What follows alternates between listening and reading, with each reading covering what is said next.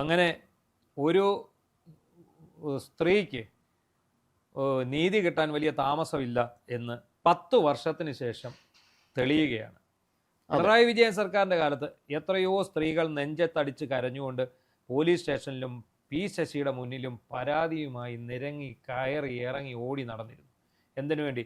തങ്ങൾക്കെതിരെ നടക്കുന്ന cyber അറ്റാക്കിനും cyber ബുള്ളിയിങ്ങിനും അപകീർത്തിപരമായിട്ടുള്ള Facebook പോസ്റ്റുകൾക്കുമെതിരെ എത്രയോ സ്ത്രീകൾ കരഞ്ഞു വിളിച്ച് നടന്നിട്ടുണ്ട്. ഇപ്പോൾ ഇതാ ഏറ്റവും അവസാനമായിട്ട് സതീശൻ അധികാരത്തിൽ വന്നു. അതിന് പിന്നാലെ മുൻ മന്ത്രിയും എം പിയും ഒക്കെ ആയിട്ടുള്ള മുതിർന്ന CPM നേതാവ് PK ശ്രീമതിക്കെതിരെ ഒരു വലിയ വ്യാജ പ്രചരണം നടന്നു. അത് സംബന്ധിച്ച് അവർ പരാതി കൊടുത്തു. പരാതി കൊടുത്തതിൻ്റെ ആ നിമിഷം തന്നെ കേസെടുക്കാൻ മുഖ്യമന്ത്രി VD സതീശൻ ഉത്തരവിട്ടു. ആ ഉത്തരവിൻ്റെ പ്രകാരം പോലീസ് കേസെടുത്തു. ഇന്നിപ്പോൾ മൊഴിയെടുക്കുന്നു. തൊട്ട് പിന്നാലെ ഇപ്പോൾ കേസെടുക്കുകയും ചെയ്യും. അപ്പോൾ സതീശൻ കി ജയ് എന്ന് വിളിക്കേണ്ട അവസ്ഥയിലേക്ക് ഇവിടുത്തെ CPMകാർ വരെ ചെന്നെത്തിയിരിക്കുന്നു എന്നുള്ളതാണ്. അത് ഒരു നല്ല തുടക്കമാണ് ശരിക്കും. ഇക്കാര്യം രാഷ്ട്രീയം നോക്കരുത്. നമുക്ക് കഴിഞ്ഞ സർക്കാരിൻ്റെ കാലത്ത് നമുക്ക് നന്നായിട്ട് അറിയാം എത്രമാത്രം സ്ത്രീകളെയാണ് അവർ അപമാനിച്ചെളിയിട്ടുള്ളത് സോഷ്യൽ മീഡിയയിലൂടെ. ഈ ഒരു സംഘം ഭീകരന്മാർ അവിടെ ഇരുന്നുകൊണ്ട് മുഖ്യമന്ത്രി ഓഫീസിൽ അല്ലെങ്കിൽ CPMൻ്റെയൊക്കെ തന്നെ ഓരോരോ വ്യാജ പേരുകൾ വന്നിട്ട് എന്തെല്ലാമാണ് സ്ത്രീകളെ ചീത്ത വിളിച്ചിരുന്നത്. നമ്മുടെ നാട്ടിലെ പ്രമുഖരായ മാധ്യമ പ്രവർത്തകകളെപ്പോലും കള്ളക്കേസ് കൊടുക്കുകയും പോക്സോ കേസിൽ പ്രതിയാക്കുകയും അതുപോലെ ഈ ഇമാതിരി അശ്ലീല അവരെ കുടുംബാംഗങ്ങളെക്കുറിച്ച് പോലും അസഭ്യ പോസ്റ്റ് ഇടുകയൊക്കെ ചെയ്ത ആളുകളൊക്കെ സുഖമായിട്ടിറങ്ങി നടക്കുകയായിരുന്നു. ഏതായാലും ഇതൊരു നല്ല തുടക്കമാണ്. VD സതീശനെ സംബന്ധിച്ചിടത്തോളം അദ്ദേഹം ഇത് ചെയ്തത് വളരെ നല്ല കാര്യമാണ്.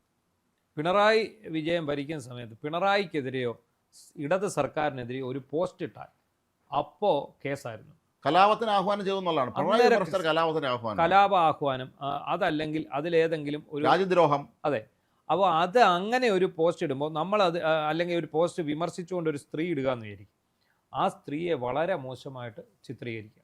വേറൊരു കാര്യം നമ്മൾ ശ്രദ്ധിച്ചിട്ടുണ്ടോ? മാധ്യമപ്രവർത്തകരായിട്ടുള്ള സ്ത്രീകൾ, സിന്ധു സൂര്യകുമാർ, ഈ കഴിഞ്ഞ പിണറായി വിജയൻ സർക്കാരിൻ്റെ കാലത്ത് ഒരുപാട് മാധ്യമപ്രവർത്തകർക്ക് പീഡനം ഏറ്റുവാങ്ങേണ്ടി വന്നിരുന്നു. വിനു വി ജോണിന്, സിന്ധു സൂര്യകുമാറിന്, ഏഷ്യാനെറ്റിലെ തന്നെ വേറെ കുറേ ഒരു പിന്നെ കൊച്ചിയിൽ ഹൈക്കോടതിയിലൊക്കെ റിപ്പോർട്ടിങ്ങിന് പോകുന്ന ഒരു പെൺകൊച്ചുണ്ട്.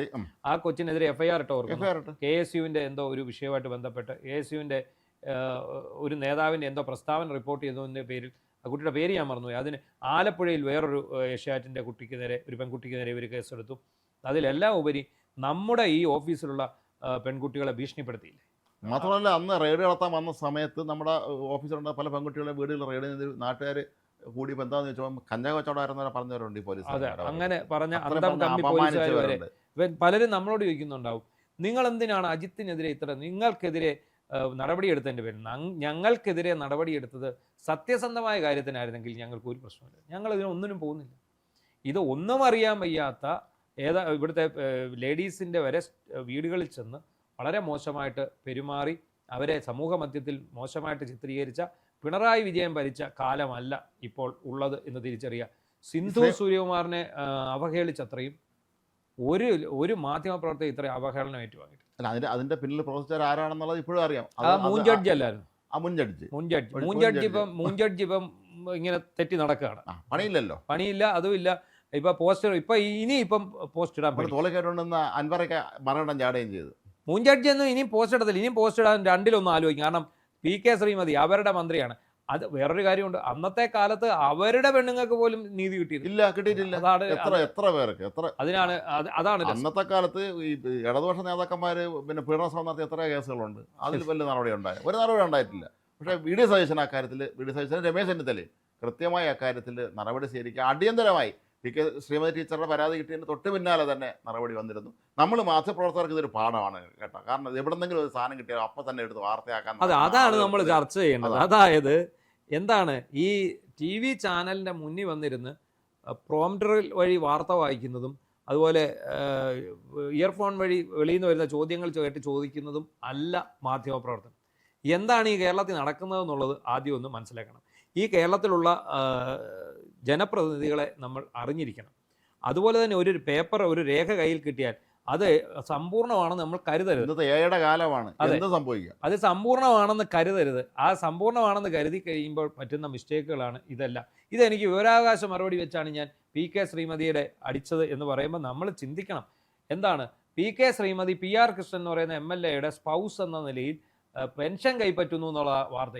ഇത് കൊടുക്കുന്നതിന് മുമ്പ് ഇതിന് എഡിറ്റേഴ്സ് ഇല്ലേ? അതെ. എഡിറ്റേഴ്സുമായിട്ടൊന്ന് ആലോചിക്കാം. നിയമസഭയിൽ ബ്യൂറോ ആണെങ്കിൽ നിയമസഭയിൽ വിളിച്ച് അന്വേഷിക്കാം ഇതാരാണ് ഈ PR കൃഷ്ണൻ.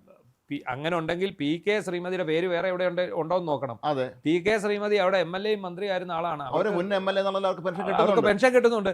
അപ്പൊ ഈ രണ്ടിടത്ത് എങ്ങനെ PK ശ്രീമതി വരുമെന്ന് സാമാന്യ ബുദ്ധി ഉപയോഗിച്ച് നമ്മളൊന്ന് ചിന്തിച്ചാൽ മതി. ഈ PR കൃഷ്ണൻ എന്ന് പറയുന്ന ആളുടെ പേര് ഭാര്യയുടെ പേര് PK ശ്രീമതി ടീച്ചർ എന്നാണ്. അത് അവിടെയാണ് പ്രശ്നം. യാദൃച്ഛികമായി സംഭവിച്ചു അത് പോയതാണ്. മാത്രമല്ല അവർക്ക് ഇപ്പൊ ഇല്ല പെൻഷൻ. അവർ മരിച്ചുപോയി, അവർ മരിച്ചുപോയി. അതുകൊണ്ട് അവർക്ക് പെൻഷൻ ഇല്ല. മകനാണ് വെളിപ്പെടുത്തുന്നത് ഈ വിവരം വെളിപ്പെടുത്തുന്നത്. ഇതാണ് PK ശ്രീമതി ഇന്ന ആളാണ്, എന്റെ അമ്മയാണ്. മാത്രമല്ല ഇത് രസകര കാര്യം, ഇത് കൊടുത്തിട്ട് ഇത് അന്ന് പ്രസിദ്ധീകരിച്ച ചില മാധ്യമങ്ങൾ, ഈ സെമി ടീച്ചറിനെതിരെ കൊടുത്ത മാധ്യമങ്ങൾ പറഞ്ഞൊരു കാര്യം, PR കൃഷ്ണൻ എന്നുള്ള ഒരാൾ കേരളത്തിൽ MLA ആയിട്ടില്ല എന്നാണ്. അവിടെ അവസാനം ഇതിപ്പോൾ അന്വേഷിച്ച് വിവരങ്ങൾ പുറത്തു വരുമ്പോൾ PR കൃഷ്ണൻ എന്ന് പറയുന്ന ആൾ, അദ്ദേഹം തിരുക്കൊച്ചിയിലെ MLA ആയിരുന്നു. 1960 കേരള രൂപം കൊണ്ടതിന് ശേഷം കേരളത്തിലെ MLA ആയിരുന്ന ആളാണ്. അങ്ങനെയുള്ള ഒരാൾ ജീവിച്ചിരുന്നിട്ടില്ല, അങ്ങനെ ഒരു MLA ഇല്ലാന്ന് പറഞ്ഞ ഒരു വാർത്ത കൊടുത്തു. അപ്പോൾ ഇത് നമ്മളെ മാധ്യമപ്രവർത്തന രംഗത്തേക്ക് വരുമ്പോൾ, അത്തരം കാര്യങ്ങൾ വരുമ്പോൾ നമുക്ക് അറിയാൻ പാടില്ലാത്ത കാര്യം വിവരമുള്ള ആരെങ്കിലും വിളിച്ച് ചോദിക്കുകയും ചെയ്യാം. നിയമസഭാ സെക്രട്ടറി അവിടുത്തെ ഓഫീസിൽ തിരക്കി അറിയാമല്ലോ ഇത് ഇങ്ങനെ ആളുണ്ടായിരുന്നു, PR കൃഷ്ണൻ എന്ന ഒരാളുണ്ടായിരുന്നു. ഒന്നും വേണ്ട, സെർച്ച് ചെയ്താൽ മതി ഗൂഗിളിൽ. നിയമസഭയുടെ സെർച്ച് എടുത്ത് PR കൃഷ്ണൻ എന്നൊരു MLA ഉണ്ടായിരുന്നു നോക്കിയാൽ എല്ലാ MLA-മാരുടെയും കേരളത്തിലെ MLA-മാരുടെയും വിശദവിവരങ്ങൾ അതിലുണ്ട്. ഇതൊന്നുമില്ലാതെ നമുക്ക് രാഷ്ട്രീയ എതിരാളിയാണ് എന്നാ ഒരു വാർത്ത അടിച്ചേക്കാന്ന് പറഞ്ഞ് ചെയ്യാൻ പോകുമ്പോഴാണ് ഇതൊക്കെ സംഭവിക്കുന്നത്. ഏതായാലും PK ശ്രീമതി ടീച്ചറെ സംബന്ധിച്ചിടത്തോളം നമ്മൾ അവരെ സത്യത്തിൽ അപ്രീഷിയേറ്റ് ചെയ്യണം. അവർ ധൈര്യമായ നിയമ നടപടിക്ക് തയ്യാറായി എന്നുള്ളതാണ്. അവർ തയ്യാറായി. പിണറായി വിജയനായിരുന്നു നടക്കൂല. ഇത് പിണറായി വിജയന്റെ കാലമായിരുന്നെങ്കിൽ ഇവർ ആർക്കെങ്കിലും പരാതി കൊടുത്തിട്ടുണ്ടെങ്കിൽ പോലീസ് കേസ് 100% എടുക്കും. ഈ രസകര കാര്യം ഇതല്ല, ഉമ്മൻചാണ്ടി അന്ന് ഇത് മറ്റേ അദ്ദേഹത്തിന്റെ ഈ മറ്റേ പ്രോഗ്രാം ഉണ്ടല്ലോ, നമ്മുടെ എല്ലാവരും സഹായിക്കുന്ന പരിപാടി, ജനസമ്പർക്ക പരിപാടി. ജനസമ്പർക്ക പരിപാടിയെ മഹാരാഷ്ട്ര മറ്റേ ചീത്ത വിളിക്കുമ്പോൾ പല പ്രമുഖ CPM നേതാക്കളുടെ അടുത്ത ബന്ധുക്കൾ സഹായമായിട്ട് ഉമ്മൻചാണ്ടിയുടെ അടുത്ത് ചെന്നിട്ടുണ്ടായിരുന്നു. അതെ, അപ്പോൾ അവരെ സഹായിക്കുകയും ചെയ്തു. അപ്പോൾ ഇത് നമുക്ക് മാധ്യമപ്രവർത്തകർക്ക് ഇതൊരു പാഠമാണ്. അതിനൊപ്പം തന്നെ ഇവിടുത്തെ CPM-കാർക്കും അന്തംഗമികളായിട്ടുള്ള അണികൾക്കും പാഠമാണ്. നിങ്ങളുടെ ഒരു നേതാവിനെ അധിക്ഷേപിച്ചപ്പോൾ ഉടൻ തന്നെ കേസെടുക്കാൻ ഇവിടുത്തെ മുഖ്യമന്ത്രി ഉത്തരവിട്ടു. ഇനി ഇതല്ലാതെ ഇവിടെ ഞങ്ങൾ പറയുന്നു, ഞങ്ങളുടെ മാധ്യമപ്രവർത്തക കൂട്ടത്തിലൊരാളാണ് സിന്ധു സൂര്യകുമാർ. ഈ സിന്ധു സൂര്യകുമാറിനെതിരെ ഒരു വളരെ മോശം ഒരു മനുഷ്യനും പറയാൻ പറയുന്നവൻ ഇതിലവിടെ ഇപ്പോഴും രണ്ടു കാലം നടക്കുന്നുണ്ട്. പിണറായി വിജയൻ ഇയാളെ പോലീസ് സ്റ്റേഷനിൽ വിളിച്ചു വരുത്തിയിട്ട്, അത് കോടതി പറഞ്ഞിട്ടാണ് അത് കേസെടുത്തത്, പോലീസ് സ്റ്റേഷനിൽ വിളിച്ചു വരുത്തിയിട്ട് ഇയാൾക്ക് സ്വീകരണം കൊടുത്തു. ഇയാൾ പോലീസ് സ്റ്റേഷനിൽ ഇരുന്നുകൊണ്ട് വീണ്ടും ഇയാൾ അപകീർത്തികരമായ പോസ്റ്റ് അവിടെ നിന്ന് ഇട്ടു. അത്രമാത്രം ആത്മവിശ്വാസമായിരുന്നു അയാൾക്ക്. ഞാൻ ഇവിടെ ഏത് സ്ത്രീകൾക്കെതിരെ പറഞ്ഞാലും എന്നെ പിണറായി വിജയൻ സംരക്ഷിക്കും എന്നുള്ള ആ നിലയ്ക്ക് നോക്കുകയാണെങ്കിൽ ഇവിടെ PK ശ്രീമതിക്കെതിരെ ഒരു FIR വേണ്ട കാര്യമില്ല. ശ്രീമതിക്ക് വേണ്ടി തായ്ക്കണ്ടി ക്രിമിനൽ സംഘത്തിൽപ്പെട്ട എല്ലാവരും മനസ്സിലാക്കേണ്ട ഒരു പാഠമാണ്. ഇനിയെങ്കിലും നിങ്ങൾ ഇറങ്ങിയാൽ അവസാനം നിങ്ങൾ മാത്രമേ കാണുള്ളൂ, നിങ്ങളെ കൂടെ ആരും കാണില്ല. അത്രേ അല്ല, ഈ ഇങ്ങനൊരു പരാതി വന്നപ്പോഴേ VD സതീശൻ അപ്പം തന്നെ അദ്ദേഹം പൊട്ടിത്തെറിച്ചു. ഒരു പൊതുപ്രവർത്തകർക്കെതിരെ എങ്ങനെയാണോ നിങ്ങൾ വാർത്ത നൽകേണ്ടത് എന്ന് പറഞ്ഞ് അവരെ പൊട്ടിത്തെറിക്കുകയാണ് ഉണ്ടായത്. അദ്ദേഹം മാത്രമല്ല, ഉടൻ തന്നെ നടപടിയെടുക്കാൻ DGPക്ക് നിർദ്ദേശം കൊടുത്തു. അവരെ പരാതി ലഭിച്ചാൽ ഉടൻ മൊഴിയെടുത്ത് കേസെടുക്കാനും കൊടുത്തു. അതായത് പിണറായി വിജയന്റെ കാലത്ത് ഇവിടുത്തെ ഒരു സ്ത്രീക്കും കിട്ടായിരുന്ന നീതിയും സുരക്ഷയും ഈ VD സതീശന്റെ കാലത്ത് കിട്ടുന്നു എന്നുള്ളതാണ് ഇതിന്റെ ഏറ്റവും പ്രധാനപ്പെട്ട കാര്യം. ഇങ്ങനെ ആയിരിക്കണം ഒരു ജനകീയ സർക്കാർ എന്നാണ് പറയുന്നത്. അല്ലാതെ അത് പിണറായി വിജയന്റെ കുഴപ്പമല്ല. അന്ന് അവിടെ ഒരു P ശശിയെയാണ് കൊണ്ടുവച്ചിരുന്നത്. P ശശി ഇടപെടും. ഇങ്ങനൊരു പരാതി വന്നു, എന്തോ ചെയ്യണമെന്ന് താഴെ അജിത്തിനോടും ശശിയോടും ചോദിക്കുമ്പോൾ അതവിടെ വെച്ചേക്കാൻ പറയും. അതേസമയം ഇല്ലാത്ത പീഡന പരാതികൾ ഒരുപാടുണ്ടാക്കി നിരവധി യുവാക്കളെ ജയിലിലാണ്. രാഹുൽ മാങ്കൂട്ടം പറയുന്നുണ്ടല്ലോ. രാഹുൽ മാങ്കൂട്ടം കഴിഞ്ഞ ദിവസം ADGP അജിത് കുമാർ സസ്പെൻഷനിലായപ്പോൾ മാങ്കൂട്ടം പോസ്റ്റ് ഇട്ടപ്പോൾ ഒത്തിരി പേര് വന്ന് തെറി വിളിക്കുന്നുണ്ട്. മാങ്കൂട്ടത്തെ കുടുക്കിയതാണ്. എന്താണ് സംശയം? യാതൊരു പരാതി ഇല്ലായിരുന്ന യുവതികളെ അവിടെ ചെന്ന് ഭീഷണിപ്പെടുത്തി അവരിൽ നിന്ന് പരാതി എഴുതി വാങ്ങിയാണ് രാഹുൽ മാങ്കൂട്ടത്തിന്റെ കേസെടുപ്പിച്ചത്. അത് ഈ നാട്ടിലെ ഏത് കൊച്ചു കുഞ്ഞിനും അറിയാം. അതെ, അത് ഒരുപാട് വിഷയത്തിൽ അങ്ങനെ ഉണ്ടാക്കി. അങ്ങനെയൊക്കെ ചെയ്ത ഒരു ഭരണകൂടം അത് മാറി. അത് എന്നപ്പോൾ അവസാനം PK ശ്രീമതിയെ പോലൊരാൾ അവരിനിയും VD സതീശന് ജയ് വിളിക്കേണ്ട ഒരു അവസ്ഥയിലേക്ക് കാര്യങ്ങൾ എത്തിയിരിക്കുന്നു. അതാണ് സതീശന്റെ നയതന്ത്ര വിജയം.